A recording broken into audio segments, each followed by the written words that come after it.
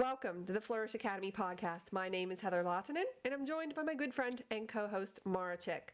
We believe everyone can be successful in any endeavor they pursue, whether it's personal or professional. By constantly nourishing your mind reading books, you can impart wisdom and tactics into your life and business.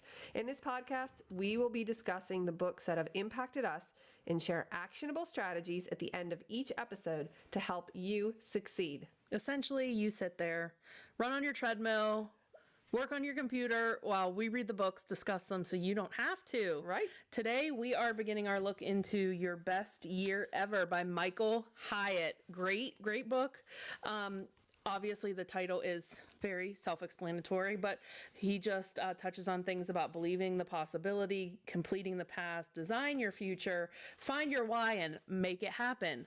But first, Heather, before we dive into all of this goodness, can you tell everyone how they can support our podcast? We're going to switch it up today. I would love that. So I have a course about productivity and time management, and I specifically have it for creatives because I'm a big believer in, productivity goal setting to achieve your dreams. This is kind of spun out of my business boot camp that I've taught for years. I taught it in person for years, had a lot of tremendous success with it. It was really helpful to people. The feedback was great. So I thought, I'll put it online. So I have that course now available online for people to take a look at. I mean, I think this is great timing for it too, as we approach the end of the year and you want to set up next year to be the best yet. Absolutely. It's a really great course to dive straight into. So may I ask you a question? Oh, sure. Yeah. You took my I did. productivity course, yes. The goal setting, time management, all of it. How did it help you? Okay, so let me give you some honest feedback. Oh, actually, when you say that, does it scare you a little bit? I'm really nervous. I'm thinking it should. No, it should not in this case. Heather, that course was life-changing for me. I mean, honest to goodness, there were so many things that became clear to me that were not clear before. And just, we talked about this when we discussed Valerie Burton's book, Successful Women Think Differently, about wouldn't it be great if, and we came up with those during boot camp, and it was life-changing for me.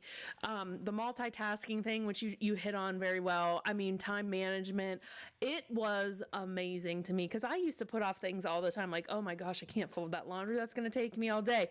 Literally, Heather makes you time stuff. And it took me 10 minutes. And I was going to say 7 minutes. Yeah. So, and I am super excited to go through this again. Oh, you do it again? Yes, I'm in a constant state of learning and development. And there are things I always feel we're in this spiral. So things just keep coming back around and you might forget to do something because you're working on something else.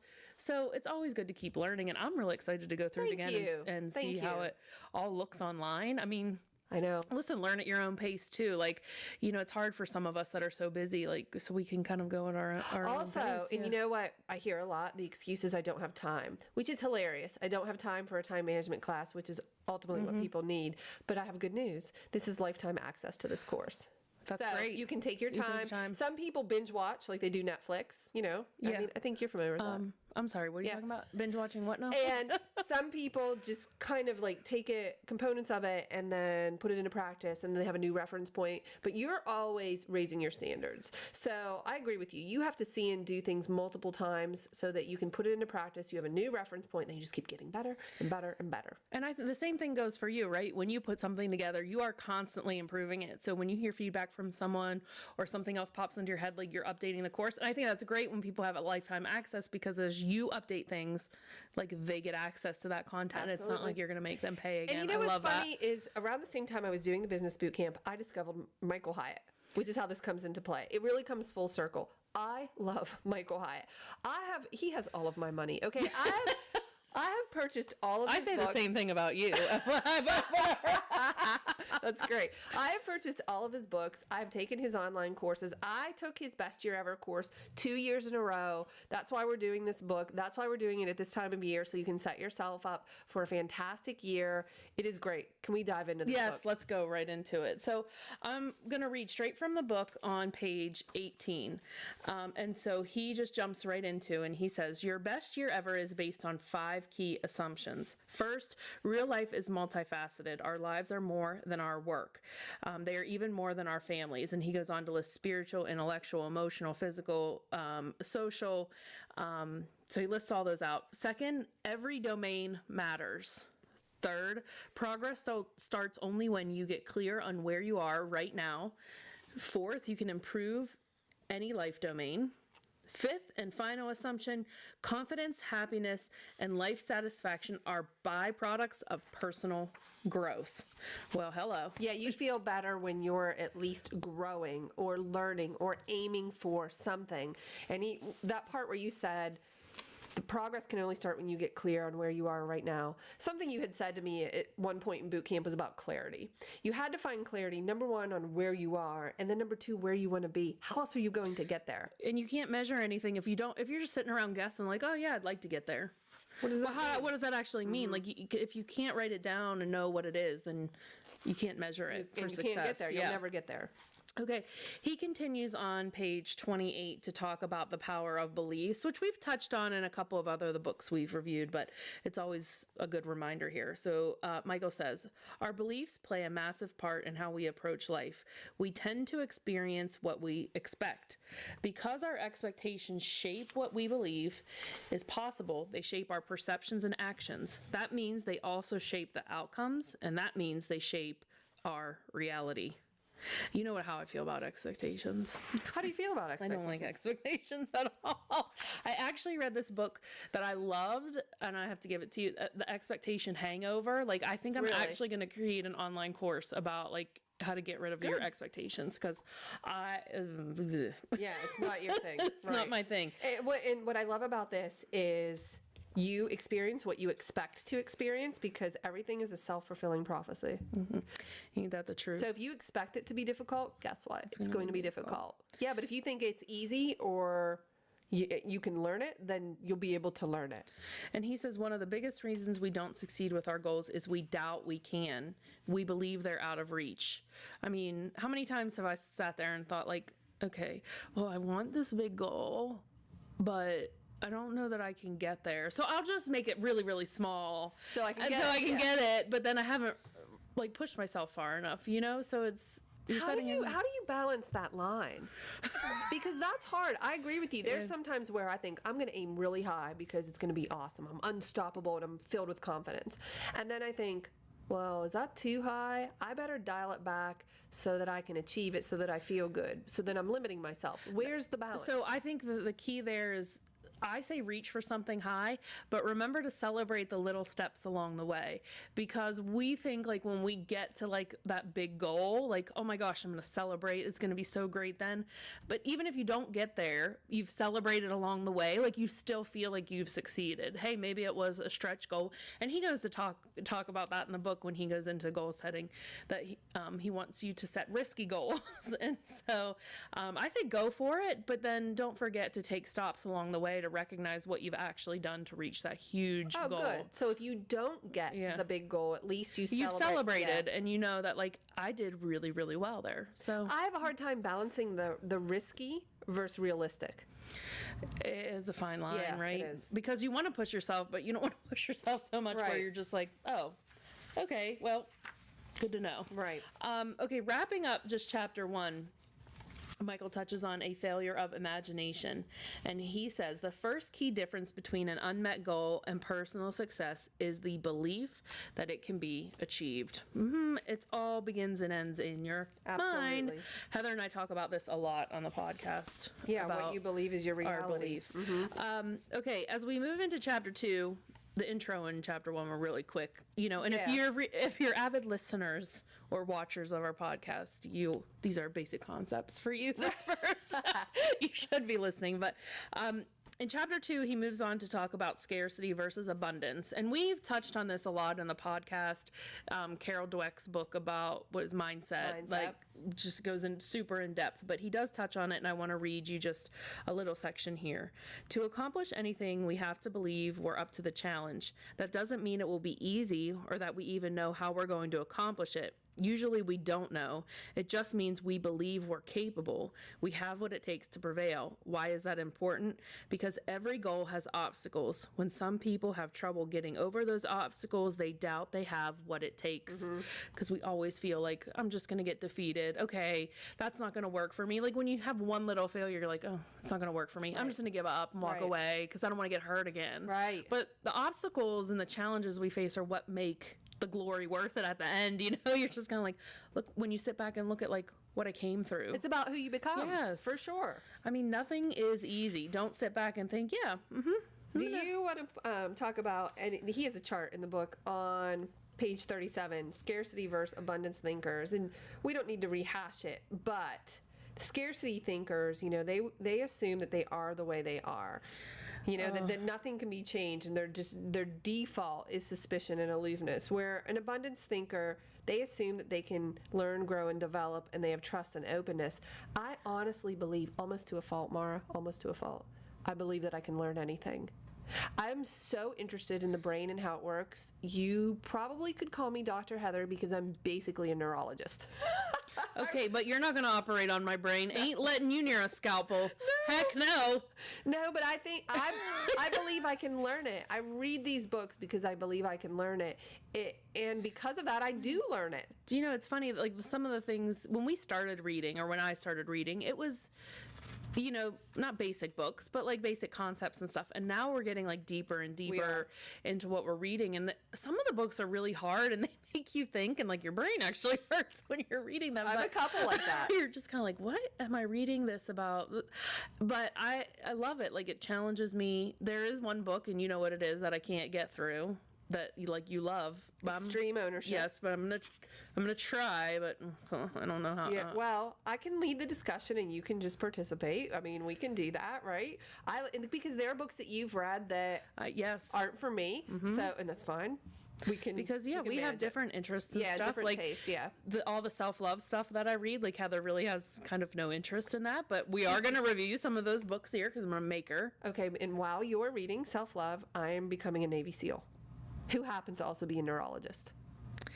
That's just what I'm sorry, Dr. Heather. Can I have your signature? You are so famous. Hilarious. It's hilarious. All right, back into the book on page 38 and 39. Michael talks about 3 kinds of limiting beliefs, so I'm just going to touch on a couple of things from this section. He says, it's easy to spot limiting beliefs in our own thinking if we're attentive. Start with assumptions we hold about the world. I can't start a new business right now. The market's terrible, somebody might say, or I don't trust management. They're always trying to cheat us. We also have limiting beliefs about others. It's no use asking, you might say. He's too busy to meet with me, etc. The third type of limiting belief is where it really hits home for most of us. I'm talking about limiting beliefs of ourselves. You might say, I'm a quitter. I never finish what I start, or I can't help it. I've never been physically fit. Do you have limiting beliefs about yourself? That's hard. When you think about that, it's kind of like, oh gosh, do I really have limiting beliefs about? I absolutely do. And I have been overcoming them, you know, one belief at a time. When you recognize it, or when you have a friend that cares about you that will say to you, I really think you're limiting yourself on that. My current one is money and how much we can earn, or what we can do with that money. I think I come from a blue collar family, and my brother and I went to college, so, you know, we're in the service industry, but I think raising my beliefs about what's possible in terms of earning income has been a stretch for me. Yours is the opposite, right? Of the money thing, because sometimes I say to you, you'll be like, how much do you want to charge for that? And I'm like, I don't know, $1,200. And you're like, wow. 10 million. And even my husband says to me, he's like, how much are you charging for that? And I'll tell him, and he's like, what?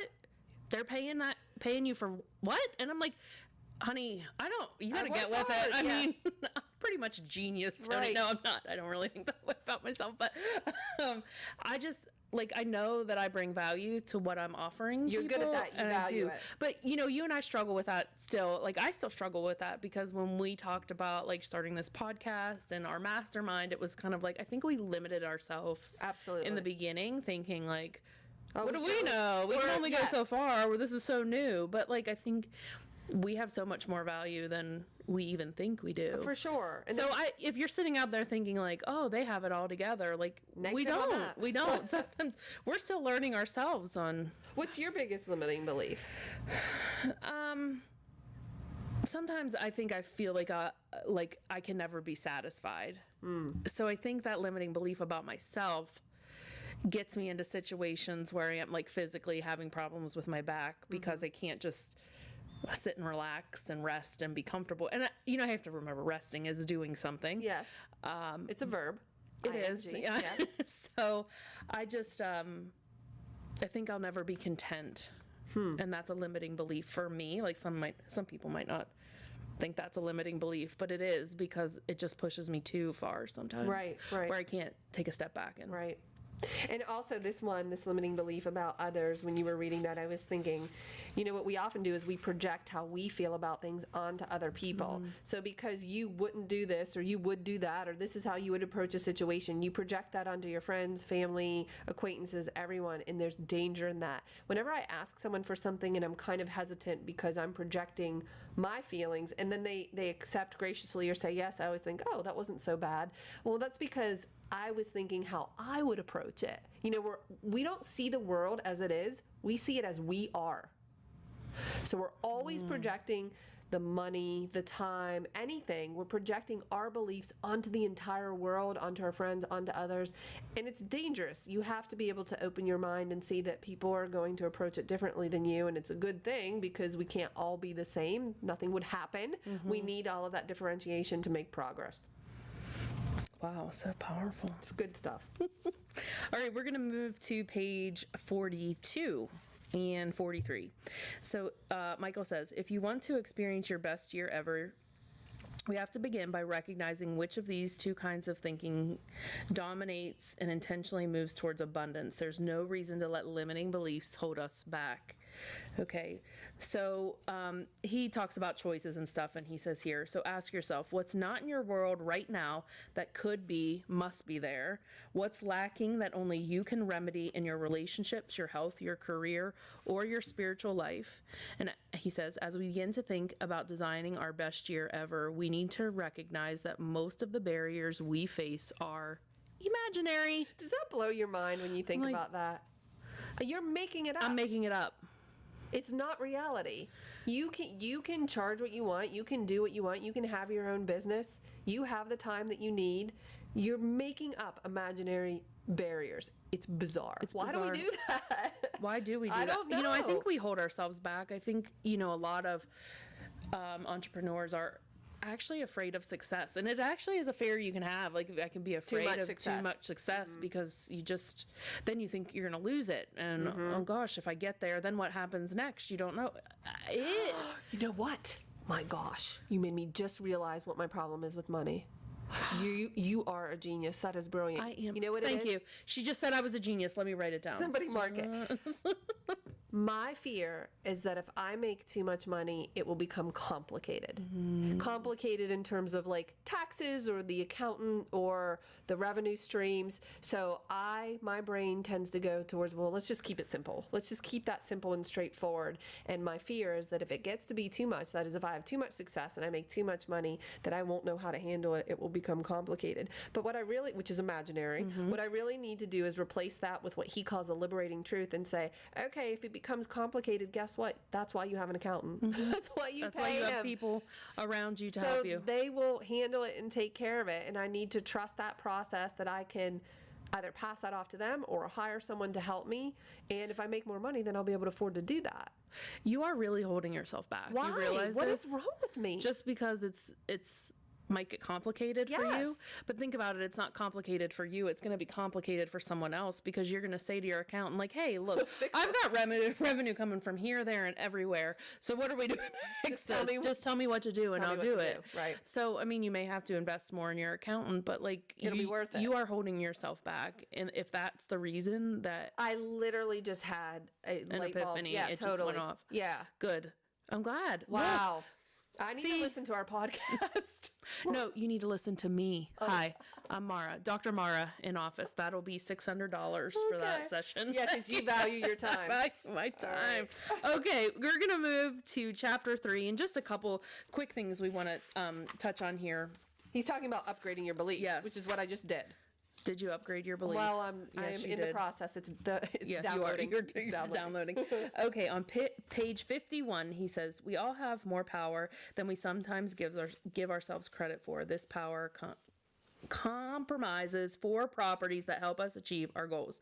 The first is intention. We can imagine a better reality than the one we're currently experiencing and we can work with others and within our circumstances to achieve it. Second, forethought. By visualizing the future, we can govern our behavior in the present and give purpose and meaning to our actions.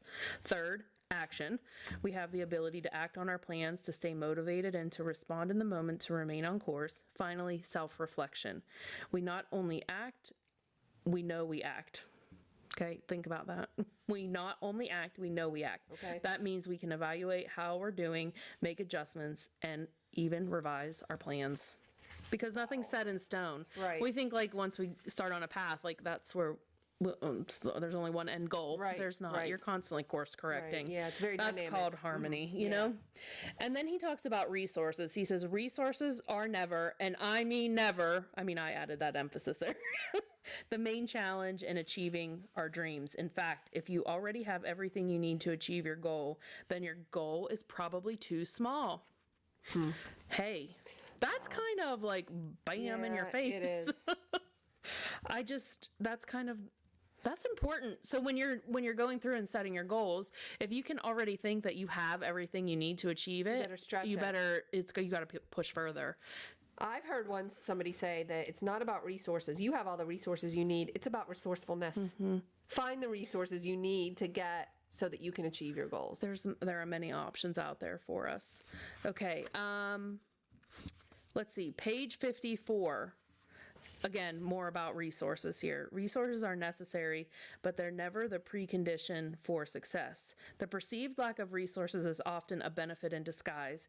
In fact, dealing with constraints can trigger a cascade of unforeseen rewards. For one, they force us to rise to the occasion and give our best to the pursuit. Easy resources make for weak performance. Oh, right on. Wow. Yeah. A lack of resources spurs resourcefulness. Whoa. Heather could have written this book. Wow. Limited resources also builds resiliency and confidence. The more times we overcome difficulties, the more capable we are of overcoming whatever comes next. So basically what he's saying is you want your resources to be limited. You want that. Good. Because okay, that's Jocko. good. Because that's going to force you to get resourceful and figure it out. You know, we knew that when we were building the podcast studio. As we were putting it together, we had to get very resourceful to make it happen. And luckily I had my dad to help us build some of this out, right? Yes. But we did not have all of the resources we needed. It was limited and we figured it out. We figured out how to do it. Like we had no business. Because we were determined. We didn't know, but we just said, we're going to start a podcast, and we figured out how to do it. It wasn't, we sat there and said, we're going to figure out a podcast. We want to do a podcast. Okay, let's just sit here and think. What are we going to do? No, we went out and figured out what we needed to do and found the resources to do it. Yeah. So kudos to us. Yeah. Good job. And the last thing to touch on page 59 in chapter 3, and this really got me good. When we obsess on what's wrong, we miss what's right. It skews our view and blinds us to opportunities all around us. And you've heard this multiple times from us. You know, if you're focused on what's not working, On the lack, on then the scarcity. guess what? You're going to get more of it. Yes. So I just want you guys to focus on the good things that are happening, not what's not working, but what are you learning? How are you growing? And how can you reframe or rephrase your limiting beliefs to a liberating truth? Ooh. Can you provide us with a strategy? Yes, for this? I would love to provide you with a great. strategy. So Michael actually has this book broken out into the steps. So we're at the end of step 1. So right now I want you to kind of work on upgrading your beliefs, okay? And he actually has this in the book. This is not Mara's strategy. So Right. I'm just going to read this to you really quick. He says, get a notebook or a pad of paper and draw a line down the middle of the page so you have 2 columns. Now use the 6-step process to swap your limiting beliefs for liberating truths. Recognize your limiting belief, okay? Upgrading your thinking starts with awareness, so take a minute to reflect on what beliefs are holding you back. Record the belief in the left-hand column, jot down the belief. Writing it down helps you externalize it.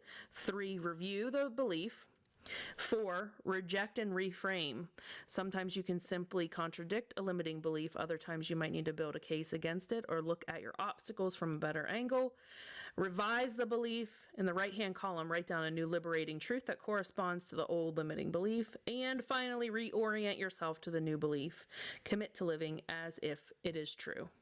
Okay. Yeah, okay. That's a good strategy and a lot of steps. In my mind, I break it down like this. Figure out what your limiting belief is. You have to identify it and then reframe it. And then reframe it. Yeah. Simple as that. All right, everyone, as we wrap up, Heather, tell everyone. Make sure that you subscribe. Subscribe on your podcast player of choice. Leave a review. Share with your friends. It would be really helpful. And if you want to purchase any of the books we discuss, the link is below. And we'll see you in the next episode. See you guys.